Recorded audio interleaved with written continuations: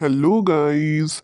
इस एपिसोड की शुरुआत में हमें कैपिटल में एक मेन मिनिस्टर के घर का सीन दिखाते हैं, जहां एक स्टर्लिन नाम का ऑफिशियल मिनिस्टर से डिस्कस कर रहा होता है कि यांग मिंग हुआ ने जीचुआन शियू का कैपिटल में क्यों ट्रांसफर कर दिया था। क्या इसके पीछे जीचुआन शियू के खिलाफ कोई जाल तो नहीं बिछाया जा रहा।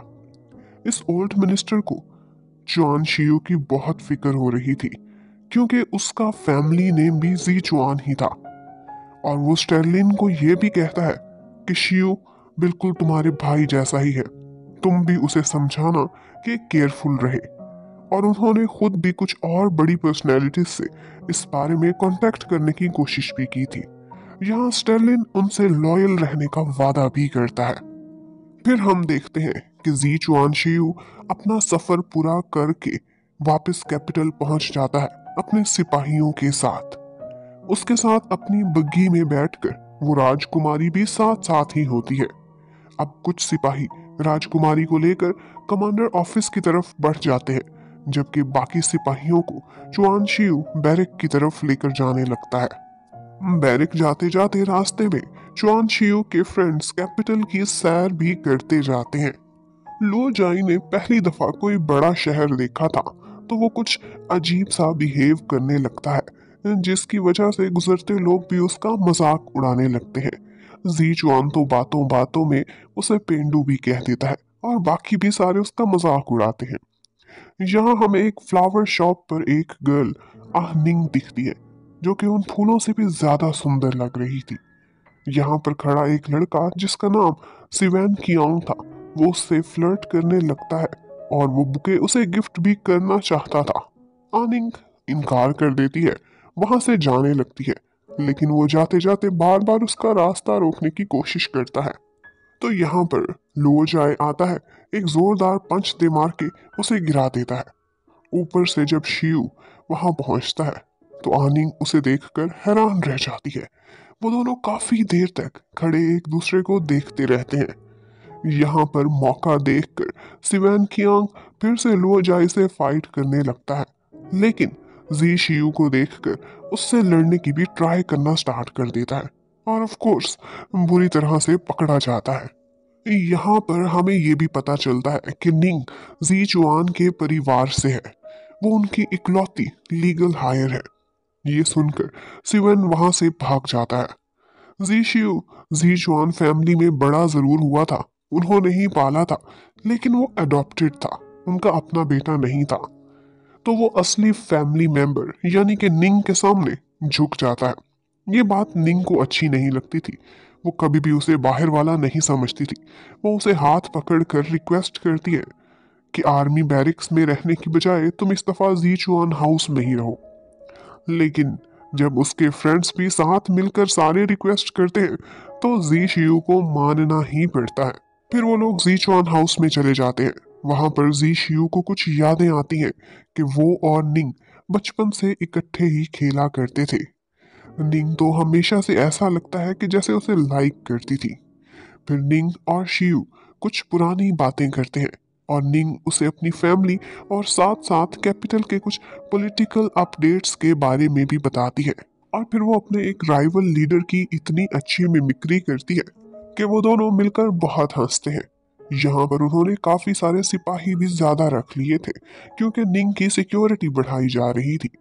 वहां से जाते जाते बातें करते करते निंग गिरने लगती है, तो शियू उसे आगे बढ़कर संभाल लेता है और फिर ऑकवर्ड फील करके शियू शर्माता हुआ वहां से निकल जाता है। वहां से जाकर वो सीधा कमांडर ऑफिस पहुंच जाता है, जहां मीटिंग के लिए बहुत बड़े बड़े ऑफिसर्स बैठे हुए होते हैं और वेट में होते हैं। वहां दो कमांडर्स की आपस में इस बात पे बहस होने लगती है कि शियू तो इतना जूनियर है, उसे इस मीटिंग में क्यों बुला लिया है। लेकिन जीचुआन शियू बहुत कमाल की महारत रखता था। वो अपने तरीके से मक्खन लगाई हुई बातें करके उनकी लड़ाई को दबा देता है। यहाँ पर हमें एक बूढ़ा ऑफिसर नजर आता है, जिसकी तबीयत थोड़ी खराब होती है, तो जीचुआन शियू को उसकी बहुत फिक्र होने लगती है। वो उसी के पास खड़ा होता है कि बाकी सारे ऑफिसर से एकदम खड़े हो जाते हैं, क्योंकि यांग मिंग हुआ के आने का अब वक्त हो गया था। और यहीं पर ही पार्ट नंबर 3 खत्म हो जाता है। तो गाइस ये एक ऑन गोइंग एनिमी है और इसकी एक हफ्ते में सिर्फ एक ही एपिसोड रिलीज होती है जिसकी ड्यूरेशन अराउंड 15 मिनट्स के आसपास होती है। तो इसकी इतनी ही एक्सप्लेनेशन प्रोवाइड कर पाऊंगी। Thank you for watching, stay connected, bye bye. Hello everyone. Episode number 4 की शुरुआत में हम देखते हैं कि कमांडर्स की मीटिंग में मिस्टर प्रेसिडेंट यांग मिंग हुआ भी आ जाता है।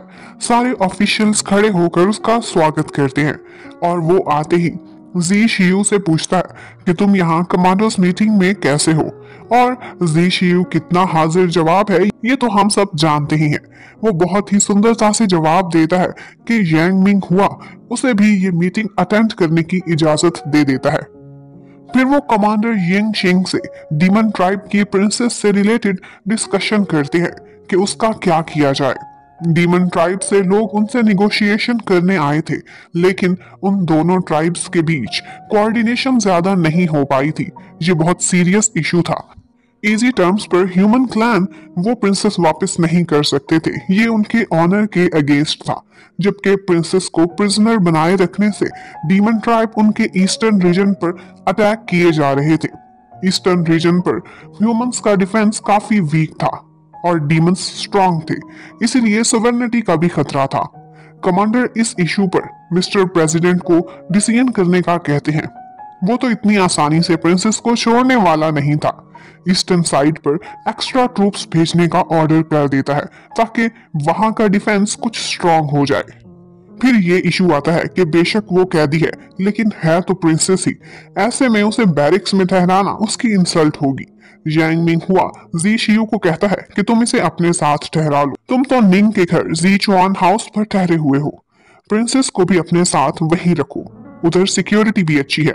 जी शियू मना करने के लिए उठा ही था कि ऊपर से एक और ऑफिसर डिलिन गुस्से में तड़पता भड़कता बिना परमिशन के अंदर आ जाता है। वो आते ही जी शियू को बुरा भला कहना स्टार्ट कर देता है। फ्लैशबैक में हम देखते हैं कि इसी डिलिन ने यांग मैंग हुआ से कहा था कि मेरी और जी शियू की दुश्मनी अब इस पॉइंट पर आ चुकी है कि मेरा तो उसका मर्डर करने को मन चाहता है। तो यांग मिंग हुआ ने कहा था कि उसका कैपिटल में ट्रांसफर करके ये काम मैंने तुम्हारे लिए आसान कर दिया है। यांग मिंग हुआ इन दोनों को अपने गिले शिकवे दूर करने के लिए वहां से जाने को कह देता है। अब हमें पता चलता है कि ये सब तो यांग मिंग को दिखाने के लिए एक नाटक था। डिलिन और जी शियू असल में तो फ्रेंड्स थे। बहुत फनी सीन्स आते हैं जब बाहर खड़े सिपाहियों को सुनवाने के लिए वो दोनों एक दूसरे को गालियां देते हैं और चीजें भी तोड़ते हैं। आहिस्ता आवाज में तो वो अपनी बातें करते रहते हैं। जी शियू हैरान था कि यांग मिंग हुआ ने उस पर इतनी नजर रखी हुई है कि आते ही ये भी पता चल गया है कि वो कहाँ ठहर रहा है।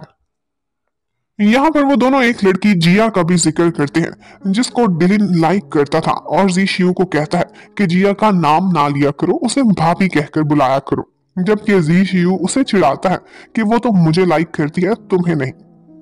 एक सिपाही कान लगाकर उनकी बातें सुन रहा था कि वो धड़ाम से दरवाजे के ऊपर ही एक बड़ा सा गुलदान तोड़ देते हैं और उसे डरा के वहां से भगा देते हैं कि अंदर तो बहुत बड़ी युद्ध चल रही है।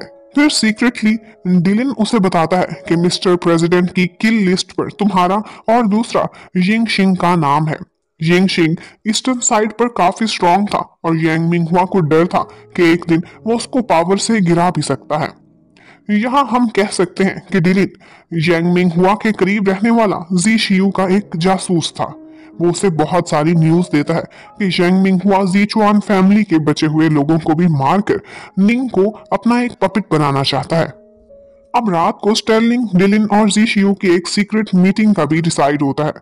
वहां से निकलने से पहले फिर डिलिन जी शियू को काफी मारता भी है ताकि चोटों के निशान भी हों, खाली धूम धमाका नहीं।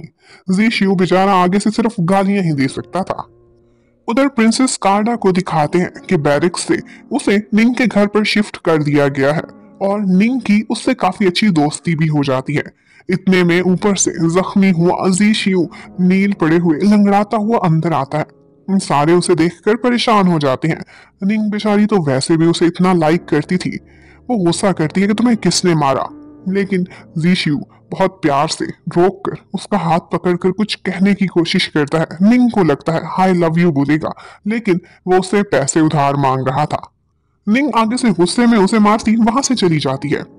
फिर बाई चुआन को वो देखता है और उससे भी यही बात कहने लगता है उसी अंदाज में, तो वो भी उसे गिरा कर वहां से चली जाती है।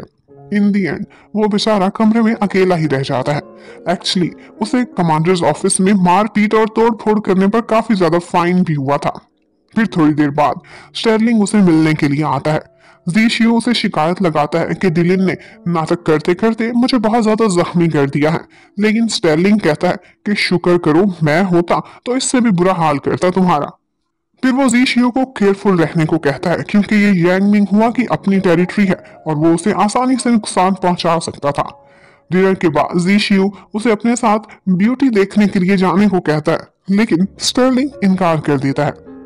स्टर्लिंग फिर अंदर जाता है और जब निंग के साथ कार्डा को बैठे हुए देखता है तो बस देखता ही रह जाता है। उसने इतनी सुंदर लड़की पहले कभी भी नहीं देखी थी। फिर डिनर करते हुए भी स्टर्लिंग कार्डा के सामने बैठा ब्लश करता रहता है।